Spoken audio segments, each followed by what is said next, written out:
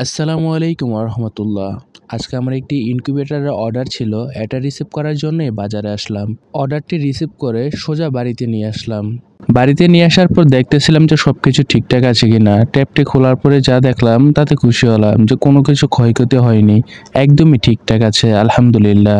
এবার আমি সাবধানে আমার আর্দ্রতা দেখার মেশিন এবং কি তাপমাত্রা দেখার কন্ট্রোলার, এগুলো এই জায়গায় ট্যাপ দিয়ে মোড়ানো ছিল, সেগুলো খুব সাবধানে খুলতে লাগলাম।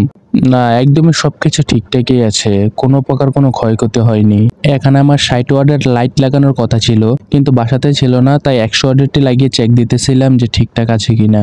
লাইনটি দিবা মাত্রই লাইটটি জ্বলে উঠলো। মাশাআল্লাহ, সবকিছু ঠিকঠাক মতো পেয়েছি। এবার দেখার বিষয় যে আমার কন্ট্রোলারটা ঠিক মতো কাজ করে কিনা।